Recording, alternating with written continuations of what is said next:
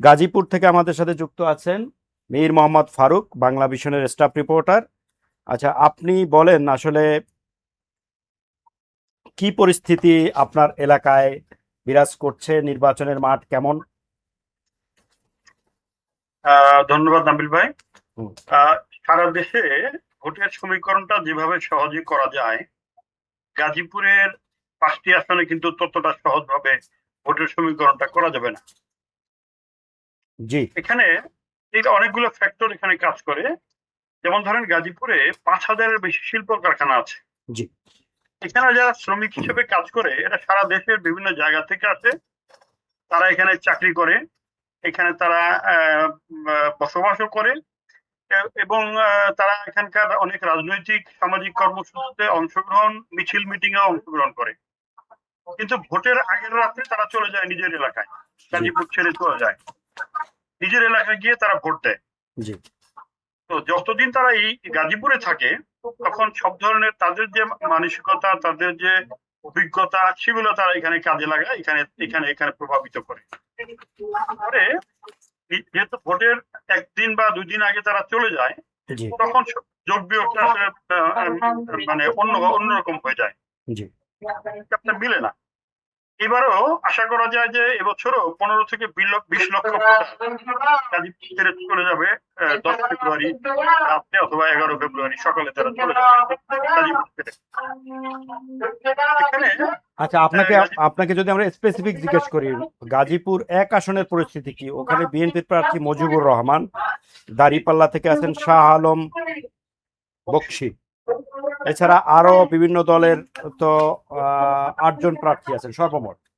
তো ওখানে কোন দলের প্রার্থী এগিয়ে আছেন জনপ্রিয়তার দিক থেকে, আপনার কাছে কি মনে হচ্ছে? এখানটায় এই যে 5 আগস্টের পরে যখন ভোটের চিন্তা চলে আসলো, তখন একটা নির্বাচিত জেলা কমিটিকে একটু ভেঙে দেওয়া হয়েছিল। জি, এটা মানে নির্দেশে বলা হয়েছে। কমিটি ভেঙে দেওয়ার পরে আহ্বায়ক কমিটিতে যারা আসলেন, সভাপতি ঠিক থাকলেন ফজলুল হক মিলন, সদস্য সচিব হয়ে আসলেন অনেকটা ব্যাকফুটে যিনি ছিলেন, ইশরাক আহমেদ সিদ্দিক, চৌধুরী ইশরাক আহমেদ সিদ্দিক। তিনি হচ্ছেন জিয়াউর রহমান মন্ত্রিসভার যিনি প্রতিমন্ত্রী ছিলেন, চৌধুরী তানভীর আহমেদ সিদ্দিকী, তার ছেলে ইশরাক সিদ্দিকীকে সদস্য সচিব করে নিয়ে আসে, যার রাজনৈতিক অভিজ্ঞতা খুবই কম ছিল, কখনোই কোনো পদ পদবি তার ছিল না এই দলে। জি, তো এই ভদ্রলোককে যখন সদস্য সচিব করে নিয়ে আসা হয়, হঠাৎ করেই সবগুলো উপজেলা কমিটি সহ একেবারে ওয়ার্ড পর্যায় পর্যন্ত সবগুলো কমিটি বিলুপ্ত ঘোষণা করে দেওয়া হয়। বিলুপ্ত ঘোষণা করে বিশেষ করে গাজীপুর 1 আসনে এবং আরো অন্যান্য আসনেও যারা গত 15 বছর আন্দোলন সংগ্রামে ছিল না, কিছুটা অনভিজ্ঞতাও ছিল, নিষ্ক্রিয় ছিল, তাদেরকে নিয়ে তাৎক্ষণিকভাবে তারা খুব দ্রুত কমিটিগুলো গঠন করে। ফলে এই যে গত 15 থেকে 16 বছর যারা আন্দোলন সংগ্রামে ছিলেন এবং বিভিন্ন পদ পদবিতে তারা তারা ছিলেন এবং কাজগুলো কাজ করছিলেন, তারা সকলে বিক্ষুব্ধ হয়ে ওঠেন। তার মধ্যে গাজীপুর 1 আসনটাই হচ্ছে সবচেয়ে নাজুক অবস্থা ছিল। কালিয়াকৈরের তিনজন নেতা কেন্দ্রীয় নির্বাহী কমিটিতে আছেন। একজন হচ্ছে কাজী সাইদুল আলম বাবুল, যিনি কেন্দ্রীয় নির্বাহী কমিটিতে সাংগঠনিক সম্পাদক, জি, ঢাকা বিভাগীয় সাংগঠনিক সম্পাদক। তারপরে কালিয়াকৈর পৌরসভার মেয়র ছিলেন যিনি, মুজিবুর রহমান, জি, তিনিও জাতীয় নির্বাহী কমিটির একজন সদস্য। আরেকজন আছেন সহকারী শ্রম বিষয়ক সম্পাদক হুমায়ুন কবির খান, তিনিও কালিয়াকৈরের বাসিন্দা। এবং হুমায়ুন কবির খান এবং মুজিবুর রহমান তারা দীর্ঘদিন একসাথে রাজনীতি করেছেন সিলেট কালিয়াকৈরে। আর আরো একজন ছিলেন মোহাম্মদ হেলাল উদ্দিন, যিনি কালিয়াকৈর উপজেলা বিএনপির সভাপতি ছিলেন এই কমিটি ভেঙে দেওয়ার আগ পর্যন্ত। যিনি এরা সবাই প্রায় সমবয়সী এবং একসাথে রাজনীতি করত। এই যে পুরো 4 জন নেতা, তাদেরকে 4টা গ্রুপও কিন্তু কালিয়াকৈরে আছে।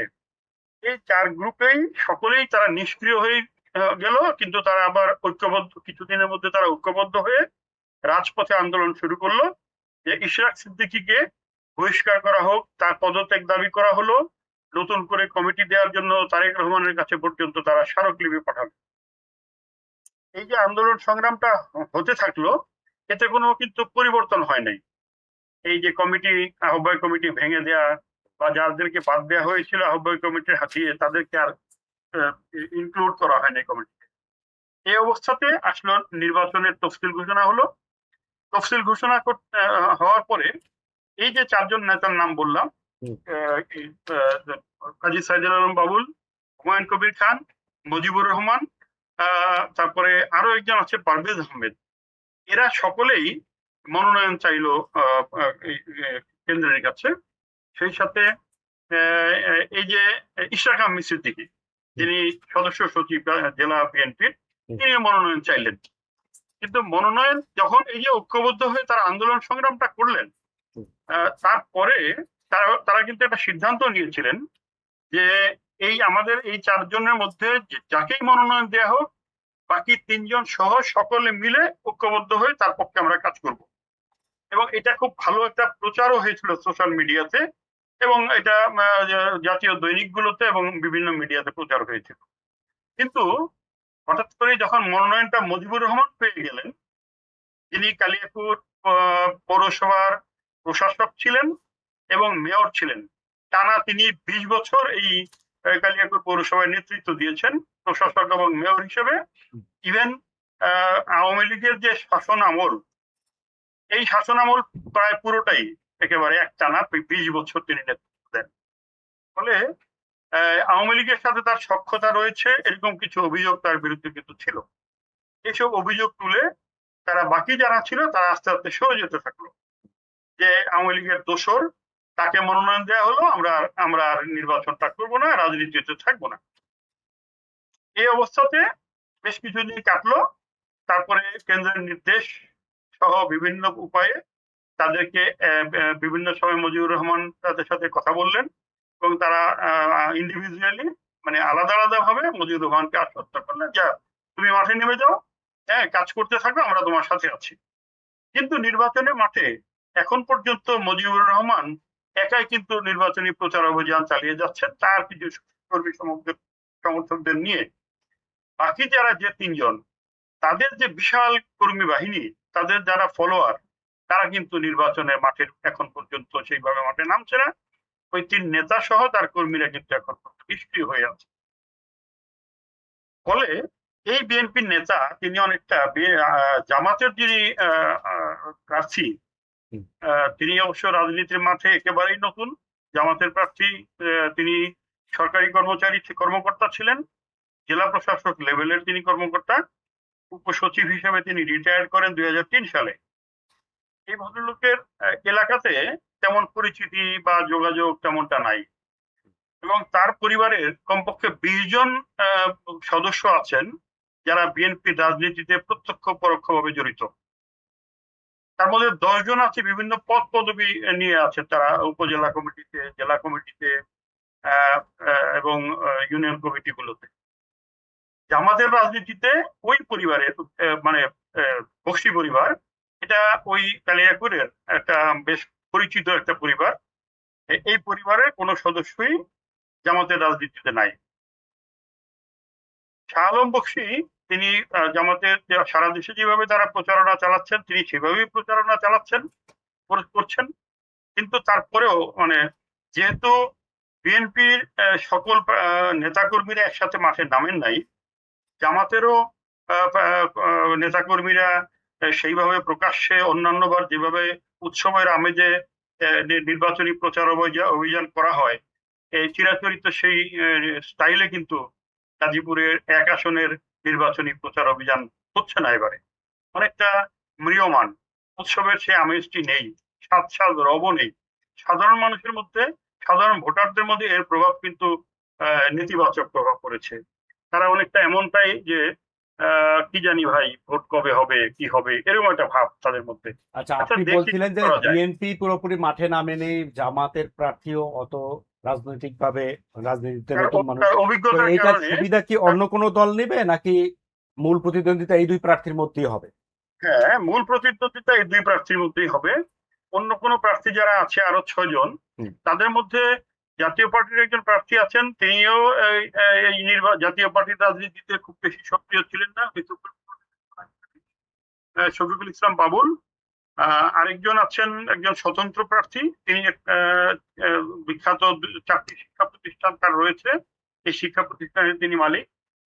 তিনি একজন স্বতন্ত্র প্রার্থী, ইমারত হোসেন খান।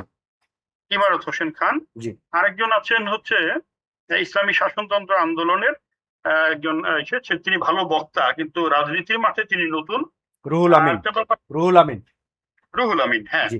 তবে আচ্ছা। আরেকটা কথা বলে রাখি, গাজীপুর 1 আসনে এখন যারা প্রার্থী আছেন 8 জন, তাদের মধ্যে কেউই এই মুজিবুর রহমান ছাড়া কেউই কখনো এই কোনো জনপ্রতিনিধি ছিলেন না, জি, কোনো জি, পর্যায়ে ছিলেন না। জি, ধন্যবাদ। একেবারে তাহলে আমরা যদি গাজীপুর 2-এ যাই, সেখানকার পরিস্থিতি কেমন? সেখানে বিএনপি এবং জামাতের কার কি অবস্থান? গাজীপুর 2 আসনে জামাতের কোনো প্রার্থী নাই। জামাত তাদের যারা শরিক দল এনসিপি, হুম। এনসিপি কে তারা এই পদ, এই জায়গাটি ছেড়ে দিয়েছেন। হুম। কিন্তু এনসিপির যিনি প্রার্থী, তিনি গাজীপুর 2 আসনের বাসিন্দা নন। তিনি অবস্থান করেন হচ্ছে ঢাকাতে। আর গাজীপুর 4 আসনে তার পৈতৃক বাড়ি আছে, কিন্তু তার এলাকাতেও তার পরিচিতি নাই। তিনি কাপাসিয়াতে খুব কালে ভদ্রে আসেন। আর একেবারেই নতুন হওয়ার কারণে তিনি তার কর্মী সমর্থকদের নিয়ে যে প্রচারণাটি চালানোর কথা, একটা হাইপ তোলার কথা নির্বাচন সংক্রান্ত বিষয়ে, তিনি তেমনটা এখন পর্যন্ত দেখাতে পারেন নাই। অনেকটা একপেশে ভাবেই নির্বাচনের প্রচারণা চলছে গাজীপুর 2 আসনে। এখানে সেটাকে বিএনপি প্রার্থী, বিএনপির প্রার্থী একাই তিনি নির্বাচন মাঠ দখল করে আছেন বলা যায়। এবং এই যে মঞ্জুরুল করিম রনি, তিনি হচ্ছেন আপনার সাবেক প্রতিমন্ত্রী অধ্যাপক এম এ মান্নানের ছেলে। এই অধ্যাপক M A Mannan Gazipur city কর্পোরেশনের প্রথম নির্বাচিত মেয়রও ছিলেন।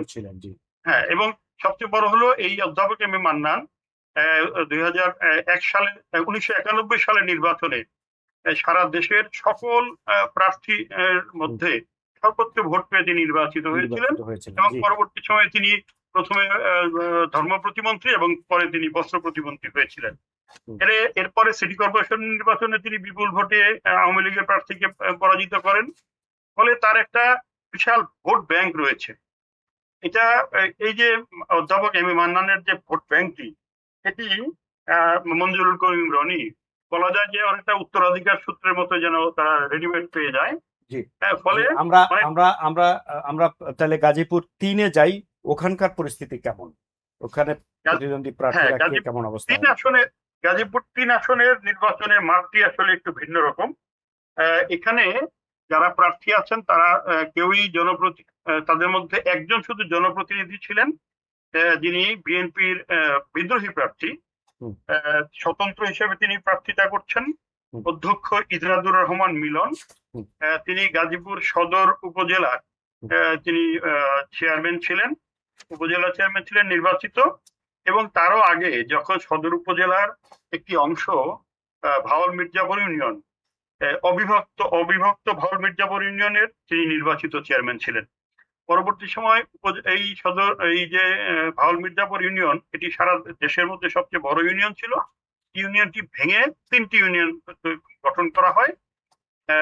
পিরুজালি, মির্জাপুর, এরকম 3টা ইউনিয়নে তার বিভক্ত করা হয়। পরে এর সাথে যোগ করা হয় পারিয়া ইউনিয়ন। এই 4টে ইউনিয়ন নিয়ে গঠন করা হয় গাজীপুর সদর উপজেলা। এই সদর উপজেলাতেও তিনি নির্বাচিত হয়ে উপজেলা চেয়ারম্যান হিসেবে তিনি তার টার্ম পূর্ণ করতে সক্ষম হয়েছিলেন। এই ইজাদুর রহমান মিলন বিএনপির রাজনীতিতে অভিজ্ঞ, তিনি জনপ্রতিনিধি হিসেবে অভিজ্ঞ, কিন্তু বিএনপির যিনি মনোনয়ন পেয়েছেন তার এরকম কোনো জনপ্রতিনিধি হওয়ার অভিজ্ঞতা কিন্তু নেই। তার নাম হচ্ছে রফিকুল ইসলাম, এস এম রফিকুল ইসলাম বাচ্চু। তিনি ড্যাবের কেন্দ্রীয় নেতা, ডক্টরস অ্যাসোসিয়েশন অফ বাংলাদেশ, এটার কেন্দ্রীয় নেতা। স্থানীয় বিএনপি রাজনীতিতে তিনি খুব বেশি দিন হয়নি তিনি যোগ দিয়েছেন। তবে এই 5 আগস্টের আগে, এই অল্প কিছুদিন আগে তিনি মামলায় আসামি হয়ে জেল খেটেছিলেন, তারপরে তার নামটা বেশি ছড়িয়ে পড়ে স্থানীয় রাজনীতিতে। হুম। এই যে এই স্বল্প পরিচিতি এবং স্বল্প দিনের যোগাযোগ, এতে করে তিনি বিএনপির নেতাকর্মীদেরকে সাথে নিয়ে খুব বেশি যে ভালো করতে পারছেন এমনটা কিন্তু মনে হচ্ছে না। বরঞ্চ বলা যায় যে এই তার যে আহ, আহ, সতীর্থ একই দলের নেতা বিদ্রোহী প্রার্থী ইজাদুর রহমান মিলন, তার সাথেই যেন তার লড়াইটি হবে। কারণ তার যে অন্য যে দল, অন্য দলের যে প্রার্থী হয়েছেন, এটা জামাতের শরিক দলকে দেওয়া হয়েছে, রিক্সা প্রতীকে নির্বাচন করছেন। এই ভদ্রলোকও খুব একটা পরিচিত মুখ না, এবং তার নির্বাচনী প্রচার অভিযানও খুব বেশি কোথাও দেখা যাচ্ছে না। এ কারণে বলা যায় যে গাজীপুর 3 আসনের যে নির্বাচনী প্রতিদ্বন্দ্বিতা, এটি হবে বিএনপি বনাম বিএনপির মধ্যে। আচ্ছা, স্বতন্ত্রের সাথে বিএনপির মূল প্রার্থী। আচ্ছা, স্বতন্ত্র। এরপরে আমরা যদি গাজীপুর 4-এ যাই, এটা একটা ঐতিহাসিক আসন। এই আসনের হ্যাঁ, সংসদ সদস্য ছিলেন হান্নান সাহেব, জি, বিএনপি এই নেতা, প্রয়াত আসনটিও, নেতা হান্নান। জি, জি, হ্যাঁ, হান্নান। হান্নান তো সাহেব, ছিলেন পাটমন্ত্রী আগে খালেদা জিয়ার এবং মন্ত্রী সভার। 1-11-এর পরে উনি একটা বড় ভূমিকা পালন করেছেন বিএনপির জি, দলকে সংগঠিত করার জন্য। সংগঠিত করার জন্য উনি তিনি, একটা ওনার একটা ঐতিহাসিক ভূমিকা আছে। এই জি জি প্রেক্ষাপটে আমরা জানি ওখান থেকে ওনার ছেলে রিয়াজুল হান্নানকে প্রার্থী জি করা হয়েছে, শাহ রিয়াজুল হান্নানকে প্রার্থী করা হয়েছে। এছাড়া আমরা জানি ওখানেও স্বতন্ত্র প্রার্থী আছেন, ইসলামী আন্দোলনের প্রার্থী আছেন, জামাতে ইসলামীর সালাউদ্দিন সাহেব আছেন প্রার্থী। তো ওখানে কার অবস্থান কি? রিয়াজুল হান্নান সাহেব কি তার বাবার ঐতিহ্য সাড়া পাচ্ছেন ভালোভাবে নাকি? রিয়াজুল হান্নান তার বাবার যে কিছু ভোট ব্যাংক বলা যায়, ওখানে সম্মানিত ব্যক্তি ছিলেন, তার যে ভোট ব্যাংক, হুম। সেটি তিনিও কিছু অংশে পেয়েছেন। অনেকেই তাকে ছেড়ে দূরে সরে গেছেন। তার এই গত কয়েক বছরের রাজনৈতিক যে সংশ্লিষ্টতা, তার যে অ্যাক্টিভিটি, এসবের কারণে হুম। অনেকেই তার সাথে সক্রিয়ভাবে নেই। এখানে শাহ রিয়াজুল হান্নানের যে দ্বিতীয় ছেলে, কিন্তু হুম। শাহ রিয়াজুল হান্নান হচ্ছেন হান্নান সাহেব তৃতীয় ছেলে। হুম। তার যে হান্নান সাহেব যে বড় ছেলে, তাকেও কিন্তু এই রিয়াজুল হান্নান সাথে নিয়ে জনসংযোগটি করতে পারছেন। হুম। বরঞ্চ তার যে প্রতিদ্বন্দ্বী, আহ, যিনি ছাত্র শিবিরের কেন্দ্রীয় কমিটির সভাপতি ছিলেন এক সময়, সালাউদ্দিন আইয়ুবী, হুম। এই সালাউদ্দিন আইয়ুবী তার সাথে অনেকটা একই লেভেল বলা যায়, একই প্রায় সমবয়সী এরা। এরা আহ, তাদের যে অ্যাক্টিভিটি প্রায় সমমানেরই বলা যায়। জামাত ইসলামী যেহেতু গাজীপুরের নির্বাচনী মাঠে একেবারে নতুন বলা যায়, এর আগে খুব একবার তারা নির্বাচন প্রতিদ্বন্দ্বিতা করেছিলেন, কিন্তু সেবার খুবই কম ভোট পেয়ে প্রত্যেকটা আসনেই তারা পরাজিত হয়েছিলেন। সেই দলের একজন প্রার্থী সালাউদ্দিন আইয়ুবী, গাজীপুর শেষ হলে আমার তিনি গাজীপুর 4 আসনে তবে এটা বলা যায় যে 4 আসনে এই হান্নান সাহেব যে ছেলে রিয়াজুল হান্নান, তার সাথে সরাসরি লড়াইটি হবে, এবং অনেকটা বলা যায় যে হাড্ডাহাড্ডি লড়াই হবে। যদিও ভোটের সকল ভোটের মাঠে তাদের উভয় দল, তাদের যে ভোট ব্যাংক হওয়ার কথা, যেটা আমরা সারা দেশের মানুষ যেটা ভাবছে যে আওয়ামী লীগ যার পক্ষে যাবে সেই পাস করবে, আমার মনে হয় যে এই উভয় প্রার্থী সেই আওয়ামী লীগের ভোটের উপর অনেকটা নির্ভর করবে। তার এই ছাত্র সালাউদ্দিন আইয়ুবীও অপেক্ষায় থাকবেন যে আওয়ামী লীগের ভোটগুলো পাওয়া যায় কিনা। রিয়াজুল হান্নান তিনিও অপেক্ষায় থাকবেন আওয়ামী লীগের ভোটগুলো পাওয়া যায় কিনা। আওয়ামী লীগের যিনি, ভোটের প্রসঙ্গ আপনি বললেন, অন্য অন্য আসনেও কি আওয়ামী লীগের ভোট ফ্যাক্টর হতে পারে? গাজীপুরে যে আমরা জানি যে হ্যাঁ, অনেক আওয়ামী লীগের ভোট আছে। আপনি নিশ্চয়ই জানেন যে গাজীপুরে স্বাধীনতা পরবর্তীকালে স্বৈরাচারী সরকার এরশাদের আমলের 2টি নির্বাচনের পর থেকে যতগুলো নির্বাচন হয়েছে, প্রত্যেকটা নির্বাচন মিলিয়ে একবার হান্নান শাহ নির্বাচিত হয়েছিলেন তার এলাকা থেকে, একবার নির্বাচিত হয়েছিলেন রাফসানের সাথে বলছি উনি আছে পরিষদে একবার আছে না আমার একবার নির্বাচিত হয়েছিলেন ফজলুল হক মিলন, তার আমার নির্বাচনী এলাকা। মনে হয় বাকি প্রতিটি আসনেই প্রতিবারই নির্বাচিত হয়েছেন আওয়ামী লীগের যারা মনোনীত প্রার্থী, তারাই নির্বাচিত হয়েছিলেন। ফলে এখানে আওয়ামী লীগের যথেষ্ট প্রভাব রয়েছে। এসব নির্বাচনগুলোতে বিএনপির প্রার্থীরা হতেন নিকটতম প্রতিদ্বন্দ্বী প্রতিবারই। নির্বাচিত হতেন আওয়ামী লীগ। সুতরাং আওয়ামী লীগের এখানে কর্মী সমর্থক এবং ভোটার অন্যদের তুলনায় অনেক বেশি। সে কারণে আওয়ামী লীগ ভোটের মাঠে না থাকলে গাজীপুরে নির্বাচনী যে আমেজ সেটি অনেকটা ম্রিয়মান হয়ে থাকবে, এমনটাই মনে করছেন আসলে যারা অভিজ্ঞ বয়স্ক যারা ভোটার, আমি তাদের সাথেও কথা বলেছি। তারা বলেছেন যে অন্যান্যবার যে বিগত সময়টি আওয়ামী লীগের আমলে যে ভোট কাস্ট হয়েছে, এবার হয়তোবা সে পরিমাণ ভোটও কাস্ট নাও হতে পারে গাজীপুরে। আচ্ছা, আমরা যদি না গাজীপুর 5-এ যাই, সেখানে আমরা জানি যে জাতীয়ভাবে পরিচিত দুইজন প্রার্থী আছেন, একেএম ফজলুল হক মিলন, সাবেক ছাত্র নেতা এবং বিএনপির কেন্দ্রীয় নেতা, গুরুত্বপূর্ণ মানুষ। এছাড়া গাজী আতাউর রহমান ইসলামী আন্দোলন বাংলাদেশের প্রার্থী হয়েছেন।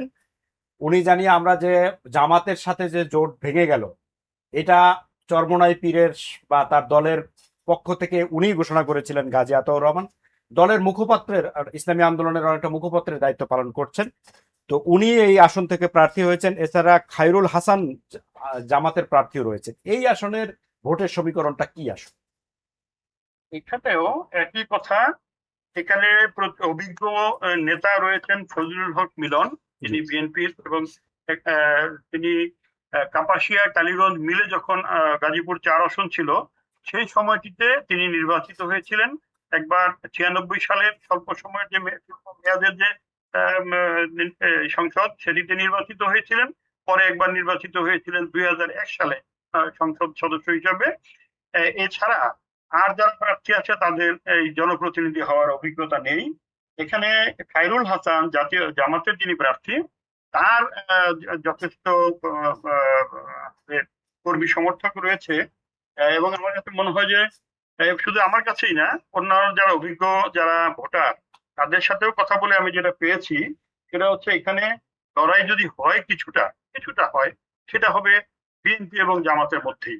এখানে গাজী আতাউর রহমান তিনি আসলে তৃতীয় অবস্থানে থাকবেন, কারণ তার এখানে ব্যক্তিগত প্রভাব এবং ভোটারের সংখ্যা খুবই কম। এখানে তাদের যে দলীয় যে কর্মী বাহিনী সেটিও বেশি সংখ্যায় নেই, এবং তারা জনসংযোগটিও সংগঠিত হয়ে করতে পারছেন না। দৃষ্টিগোচর কিছুটা হচ্ছে বিএনপির এবং জামাত ইসলামের যারা প্রার্থী কর্মী সমর্থক তাদের জনসংযোগটি আসলে পরিলক্ষিত হচ্ছে। আর এখানে আমার কাছে মনে হয়েছে লড়াইটি দুজনের মধ্যেই সীমাবদ্ধ থাকবে, এবং এখন পর্যন্ত বিএনপির প্রার্থী প্রচারণায় কিছুটা এগিয়ে আছেন। আচ্ছা, লাস্ট এক লাইনে যদি আপনি বলেন যে 5টা আসনের মধ্যে বিএনপি প্রার্থীরা জয়ের পথে কয়টায় আছে, মানে স্বস্তিদায়ক অবস্থায় আছে, আর কয়টায় চ্যালেঞ্জের মুখে আছে, আপনি যদি এক লাইনে বলেন। এক লাইনে যদি বলি, গাজীপুর 1 আসন এবং গাজীপুর 2 আসন, এই দুটিতেই বিএনপি প্রার্থীরা স্বস্তিদায়ক অবস্থায় কিছুটা রয়েছেন।